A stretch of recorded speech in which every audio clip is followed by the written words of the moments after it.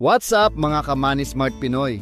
Tanong muna, kilala mo ba yung sobrang sipag, may trabaho, pero laging kinakapos? Hindi problema ang sipag. Ang problema, walang sistema sa pera. Ito mismo ang tinuturo ng classic book na The Richest Man in Babylon. Kahit noong 1926 pa ito sinulat, relevant pa rin ito hanggang ngayon. So let's break it down into 5 powerful money rules na pwede mong i-apply kahit ordinary employee ka lang.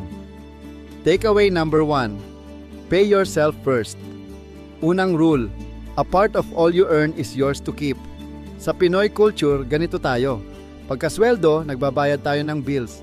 Then, kain, shopping, hanggang sa wala nang matira.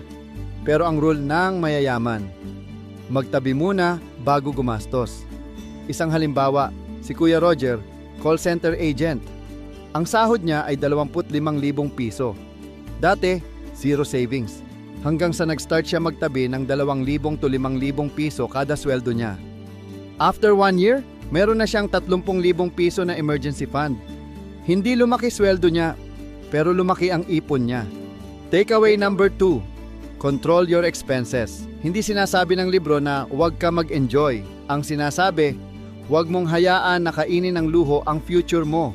May dalawang klase ng gastos. Ito ay ang needs at wants. Maraming Pinoy ang nagkakaproblema dahil ginagawa nilang needs ang wants. Example, nagkakape ka ng worth 200 piso araw-araw. 6,000 piso na yan sa loob ng isang buwan. Then, sa isang taon, 72,000 piso na yan. Hindi mo kailangang maging kuripot. Ang kailangan, maging conscious ka sa kung ano ang pinagkakagastusan mo. Takeaway number 3. Make your gold multiply. Sabi sa libro, don't just save, make your money grow. Sa panahon natin, pwede nating paramihin ang ating pera through small business, investments, online income, and even by monetizing our skills. Isang halimbawa ay si Kuya Joel. Nag-ipon siya ng 50,000 piso. Imbes na ipangbili ng iPhone, nag-start siya ng sari-sari store. Ngayon, may daily income siya kahit wala siya sa tindahan. Lesson, ipon lang ay kulang. Dapat samahan ang ipon ng aksyon para makamit ang financial freedom. Takeaway number 4.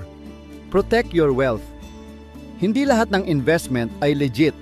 Maraming Pinoy ang nasusunog sa scams, get rich quick, and guaranteed returns. Ayon sa libro, huwag ipahawak ang pera sa taong walang alam sa paghawak ng pera. Example, may 100,000 pesos ka, tapos may nag-alok sa'yo ng triple in 1 month.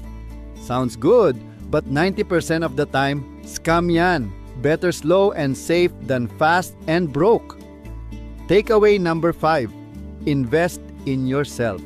Ang pinaka-importanting asset mo ay ang sarili mo. Kaya dapat i-enhance mo ang skills mo, i-upgrade mo ang iyong knowledge, at baguhin mo ang iyong mindset. Kung marunong ka sa pera, kahit mawala ang pera mo, kaya mong makabangon muli. So mga ka-Money Smart Pinoy, ang sikreto ng mayayaman sa Babylon ay simple. Save, control, invest, protect, grow yourself. Hindi kailangan milyon ang simula. Kailangan lang ng disiplina. If this helped you, don't forget to like, subscribe, and hit the notification bell para lagi kang updated sa mga video na gaya nito. Comment below. Which rule will you apply this month? This is Money Smart Pinoy, helping you build wealth the old school but smart way. Thank you for watching. See you in the next video.